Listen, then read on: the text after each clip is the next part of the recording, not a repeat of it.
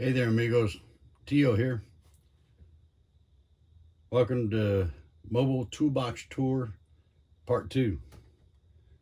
In this video, we're going to talk about the tools and the organization of them. This is the third video I've done. I'm new to all this. The first one was titled Meet Tio. And then, of course, the second one was the Mobile Toolbox Tour. So when I refer to the first video, I'll actually say Meet Tio. What I've determined from that is between them two videos, you guys are addicts just like me. You'd rather see the tools than hear anything else. So what I'm going to do is I'm going to separate it and do it in playlists. I'm going to do the toolbox tours, and I'll make a part 2, part 3, but I'll have more sequels than Godzilla. And then I do a playlist for the mobile mechanic business. So, because in that video I had talked about talking about doing customers, competitors, parts supplies, info services, stuff like that, and then getting on to the repair videos. So that's what I plan to do from here on out. So the next one after this one will be more of the tool videos, because what I have in the van is what I normally use during the day. Everything else is in my garage. I take it out. I take it with me based on the calls that I know I'm going on, because I obviously can't carry all the tools I have. That's why I say there's going to be plenty of the tool videos. So based on that, if you would, be sure to go down there and hit the subscribe button and hit the notifications so you know when they're out. So now that we've got that out of the way, I'm using a cheat sheet over here to try to keep me on topic. So bear with me. In that Meet Tio video, I referred to the other van, my first van for starting out in the mobile service, as the E250. So that's why I referred to that as the E250 and this one as a mail truck. But I said in there, when we started out, I grabbed some tools, filled them in the E250, called my brother up and said, let's do this. So the tools were literally this one first, this box right here. I'll bring the camera in on it.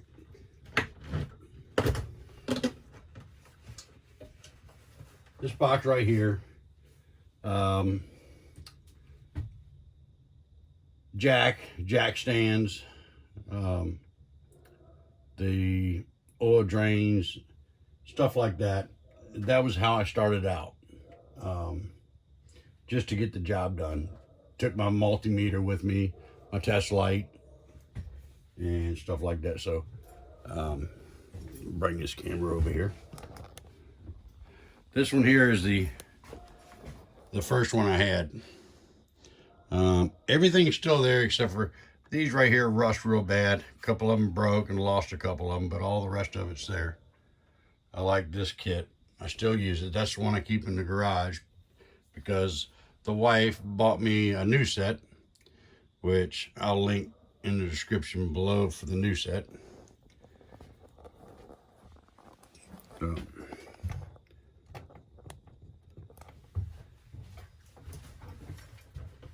this one's the old set. That one stays in the garage. And then, of course, the one I carry every day. Most of the stuff that I do, you could really just break out this box, because now my focus has gone from big repairs, from suspension parts and everything else, to my passion, which is electrical. This one is the new set.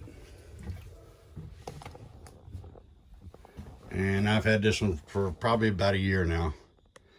And this one has the channel locks the other one didn't have, and the crescent wrench. And this one has all the pieces still. They're starting to rust, some of them, so that seems to be a downfall, but the kit's really nice. But it's just enough to do what I need to get done.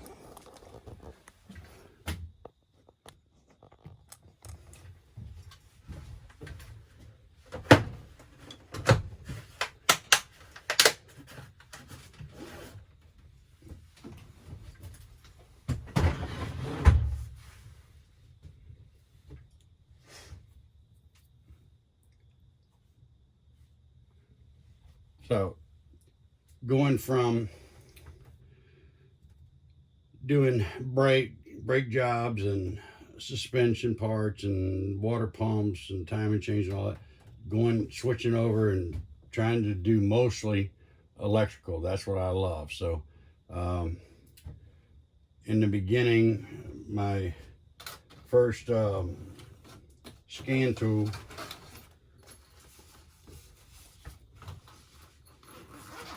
was the Anova, and that's a 3160. The reason this one's on the truck is because I like this for doing the older Civics and stuff. I just something about this one that when you're doing fuel trims and everything, that I really like this one. And then of course, the good old Desert Eagle.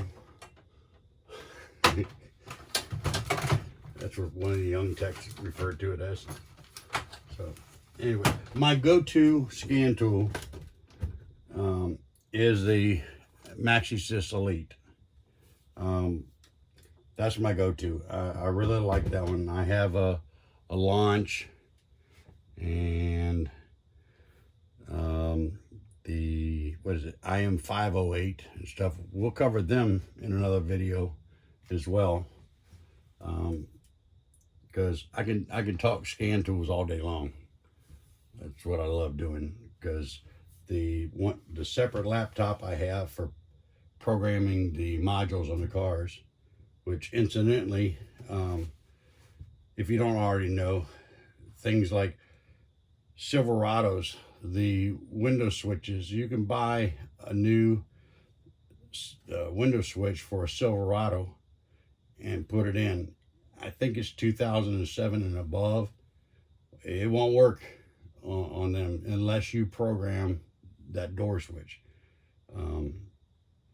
So you'll need something to program it. Older than that, like my 03, I was able just to plug it in and plug and play. So basically,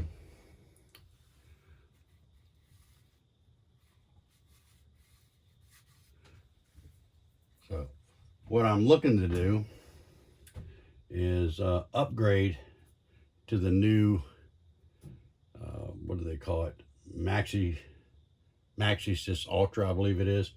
That one, I've been watching videos on that, has the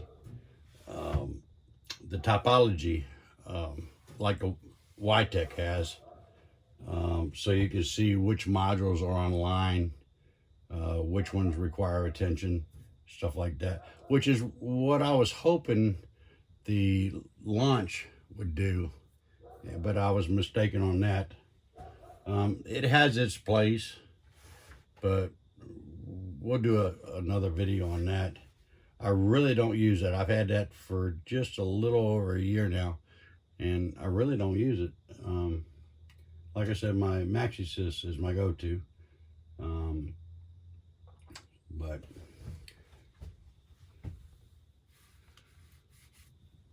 so anyway, how do I sort all this stuff? I have an app, and in preparation for this video, I went online to look at it because I've had the app for 3 years, and I went online to see how much it costs, because I know how much it cost me a month, and I'm counting on you guys. Maybe you know another app that I can use that is good, or if not better than the one that I use. I don't know if I should say their name, because I don't really want to talk bad about anybody, because the app is great. But I guess because I've had it for 3 years, the price has really changed. If I had to pay that price that it shows current, I would not do it. I'd find another way to do it. But I have the app because, number one, every tool I have is inside of there. So I have a running list for insurance to what I have. And now when I need to put my hands on something, I just start to search, start the first couple letters, and it pops up. So I have, in my garage, I have all the shelves, all my bins, the plastic bins, they're all numbered. And so when I do a search, it might tell me it's in the garage, shelf 3, bin 12, whatever. It'll tell me like that. As long as I put everything back where it belongs, which I'm pretty good at, only in the aspect of tools. Rest of my life. Anyway, so things like this here, it's referred to, I think, as a torch something. I'm gonna have to put it up on the screen for you. But when I search for it, there, I think it's a torch cleaner or something, but I refer to it as pin fitment or something like that. So when you're doing plugs on your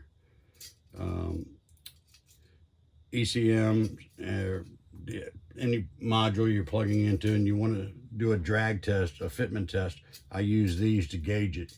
That's all I use it for. But to search for it, I never can remember what it's called. So when I put it in the app, I add words that I think of first, the first words I think of, so I can find it easier.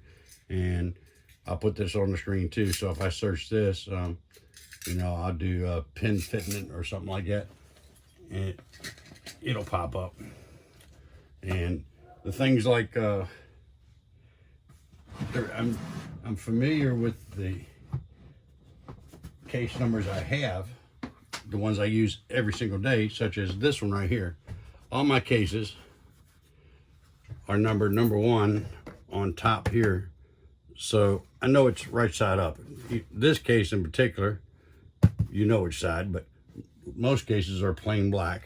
And so I put the number here on top, and I put them on the side, so no matter which way I put it, it shows up. And then I put it here, so when I put it down inside of the bins, because I have tote bins that I throw into E250 and take them with me, just put them up, tell it in the app that I put it in that bin, and it's in transit according to my app. But this one is when you're bypassing the relays, and I type it in. If I go a week or so, I get to the point where I forget numbers, so I'll forget what it's called. And this thing is called a U activate something or another, I don't know. But I type in a relay, and it tells me that it is in case 13 in the van on the bottom shelf. So I know where it's at until I move it and change it in the app.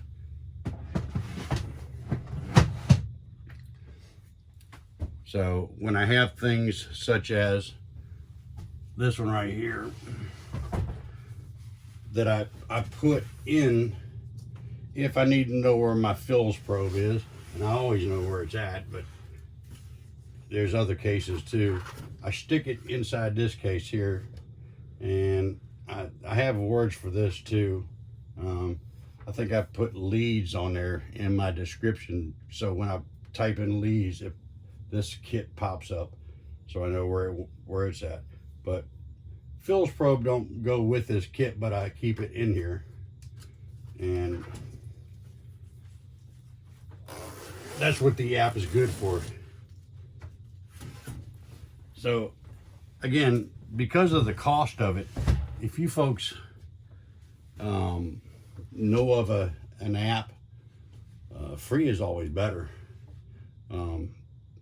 But if you know of an app that is good for the way I use it, that'd be great. Like I say, I'm gonna put some screenshots up for you, so